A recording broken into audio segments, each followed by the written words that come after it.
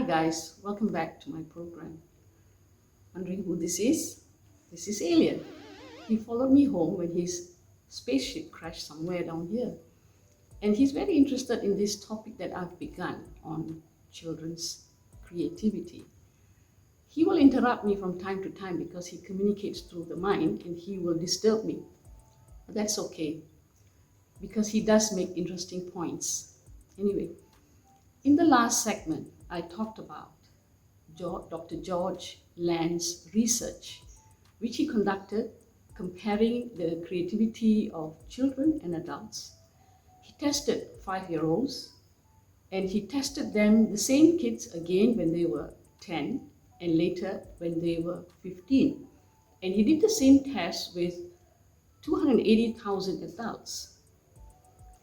And his conclusion was children's creativity declines over time as they age. When they were 10 years old and they were 15, when they were 15 years old, the creativity dropped as much as 86%. And adults, only 2% of adults were classified as highly creative. This conclusion by Dr. George Land that we learn not to be creative is actually a very alarming revelation. Children start out very creative, highly creative, full of enthusiasm. But as they go through, as they reach adulthood, it all dumbs down. Why is that?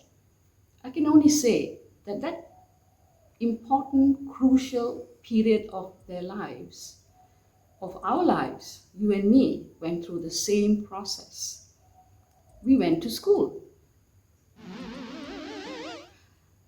He's asking me to talk about the Industrial Revolution because he says that our school system has its origins in the industrial age. You see, at that time when technology was advancing very rapidly and a lot of businesses were coming up, a lot of factories were coming up, they needed human labor, large chunks of human labor. They needed to put them through a mass education system that will give them people with little skills they should be able to read, write, and do a little bit of maths. And mass education provided that. And they had this formula. The formula was based on very specific curriculum, very specific kind of teaching, and very standardized testing and assessment. We still retain this to this day. We still have this rigidity in our education system. And our children who come up with these high levels of creativity, and creativity is something that doesn't fit into a rigid system. And they go through this process of education, it sort of dumbs down. They lose their creativity. It's an alarming fact. Because just imagine, I'll give you a visual picture of what it looks like. Imagine all these balls, very bright, colorful balls which represent our children. You have these various shades of pink and blue and yellow and green. And then you see this education system that is largely black and white. And you have these balls going through this black and white system and you see what comes out. Most of it comes out black and white. There are a few who still retain their color, but they still have this black and white hues on them. This is what we are doing with our children. And this is where their creativity is being smothered. This rigidity does not help to grow the creativity of children, which is in such high amounts that if we were able to retain it, the innovations that come out, the changes that happen, will benefit the world in a large way. But it is not happening. And a lot of experts are saying that at this time when technology itself is changing at such a rapid pace, businesses are looking for this creative ability in people, and they're not getting it. I will deal with this later in the next segment. What is it, Lily? Oh, you know what he says? You're going to get me into trouble. He says, schools kill creativity. He's not wrong. Do you remember your school days? I remember mine. I had a report card sent to my parents telling them that I was a dreamer, that I was dreaming in class, and that was considered bad. So I will leave the next segment to go a little bit deeper into this, because in a lot of countries they are addressing this. They are changing their systems, and one of the countries is Finland, and amazing stories are coming up from there.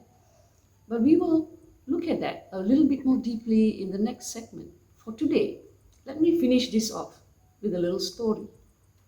You don't disturb me now, because this is a story you don't know. So don't interrupt my mind. Let me tell the story smoothly. Ignore him. Anyway, this story is about Gillian Lynn. And it took place when she was 8 years old, and this was in the 1930s.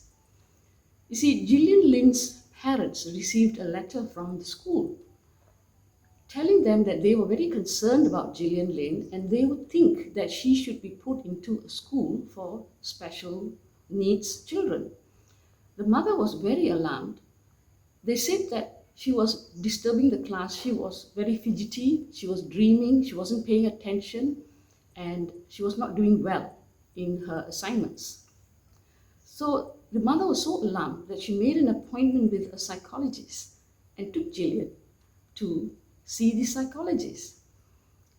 The psychologist was very kind. He put Gillian in a chair and told her to wait while he talked to the mother.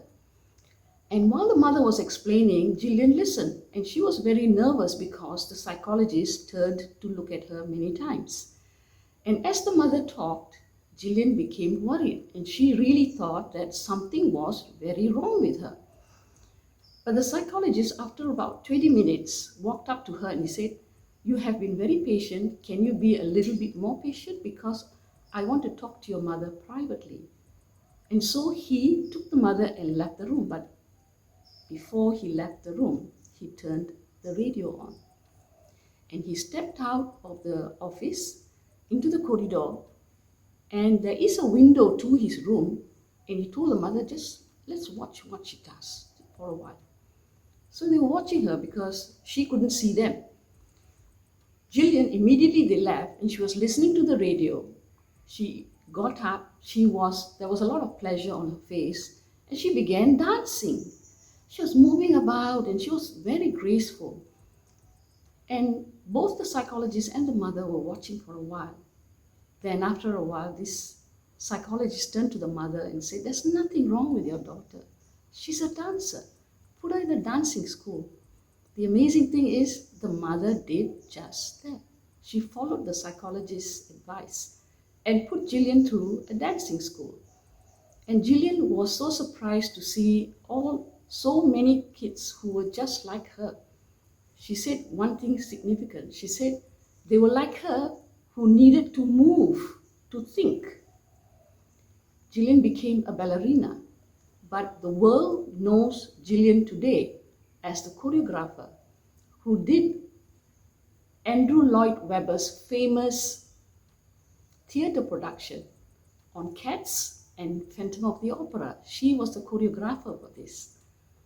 If this was modern times, and if we had taken a child like that to a psychologist, she would probably have been given some medicine, and her fidgety, she was too active, they would have made her more calm.